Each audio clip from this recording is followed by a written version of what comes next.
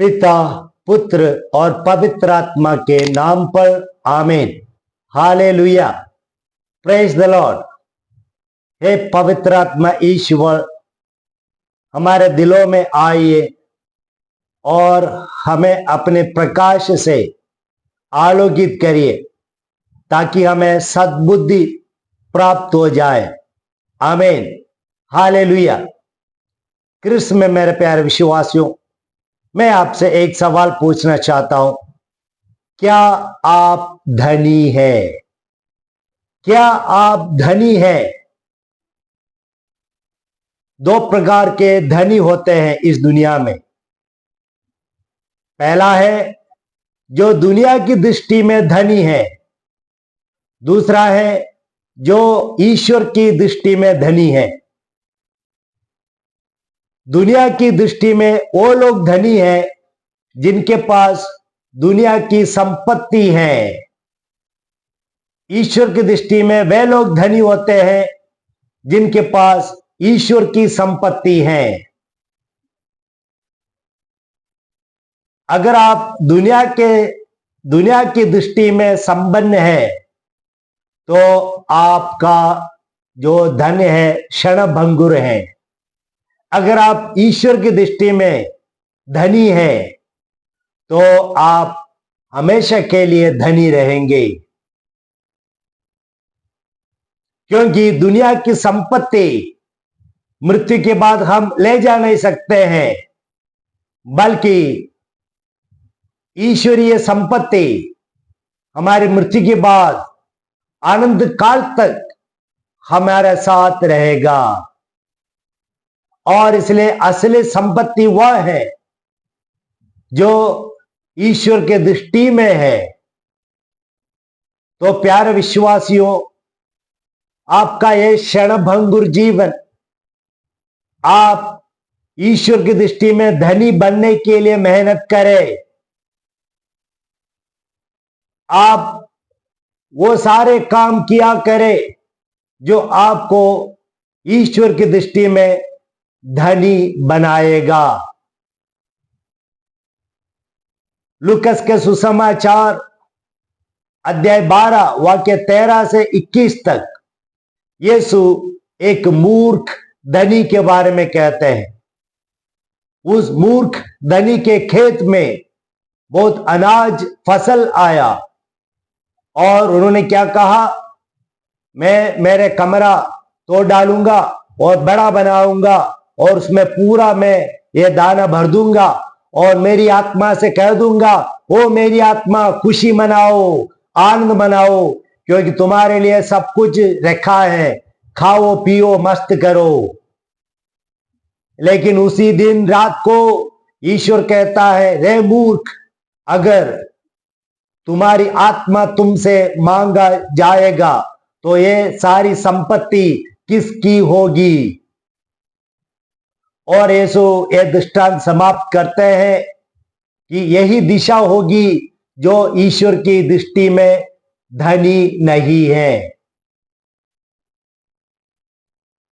प्रभु यीशु हमसे कहते हैं मत्ती के सुसमाचार अध्याय 6 वाक्य 19 से 21 तक कि स्वर्ग में पूंजी जमा करो। दुनिया में पूंजी जमा करेंगे तो मोर्छक आएगा और चोर सेंध लगाएगा और नष्ट हो जाएंगे। लेकिन स्वर्ग में पूंजी जमा करने से वहां पे ना मोर्चा है, ना कीड़ा है, वह हमेशा सुरक्षित है।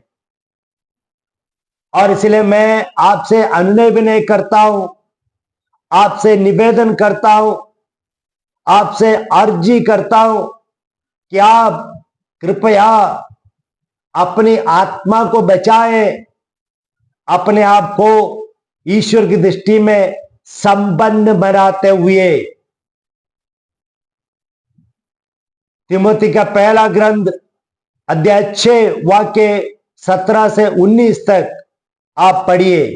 वहां पर कहते हैं, आप अपना जो ट्रस्ट जो है इस दुनिया के संपत्ति पर ना डाले, अपनी भरोसा दुनिया की संपत्ति पर ना डाले, क्योंकि वह अनसर्टन है।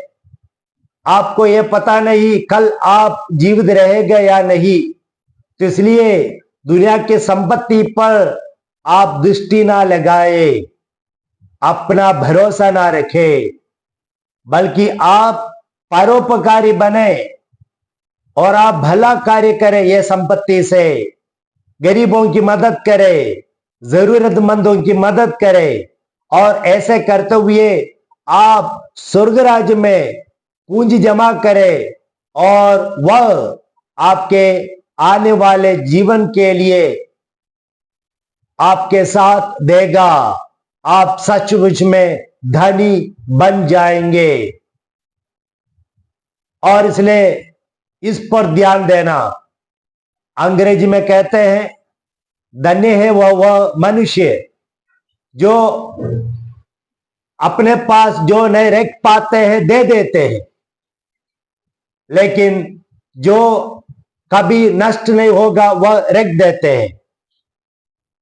अंग्रेजी में कहते हैं, blessed is the man who gives away what he can not keep and who keeps what he can not lose.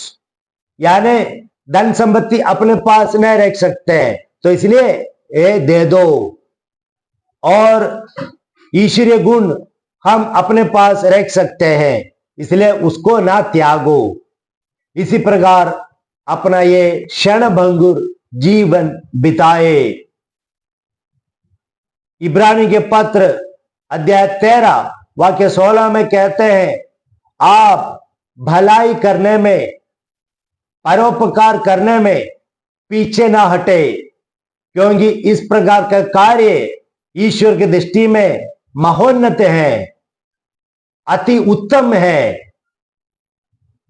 ईश्वर ये प्रसन्न करते हैं, और इसलिए जरूरत से ज्यादा धन संपत्ति इकट्ठा ना करें और वह लोगों के साथ हम बांटे और ईश्वर की दृष्टि में रियल असली धनी बने।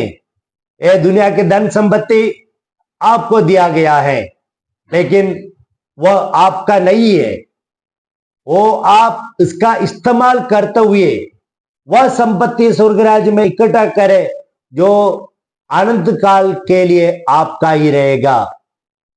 तो मैं प्रार्थना करता हूं, ये बुद्धि, ईश्वरीय ज्ञान, पवित्र आत्मा आपको प्रदान करे, और आज से आप अपने पास जो धन संपत्ति है, समय है, क्षमता है, टैलेंट्स है, रिसोर्सेज है, वो सब कुछ दुनिया को सुंदर बनाने के लिए, लोगों को राहत देने के लिए, मदद देने के लिए इस्तेमाल करें, और इसी प्रकार आप ईश्वर की दृष्टि में सही असली धनी बन जाए।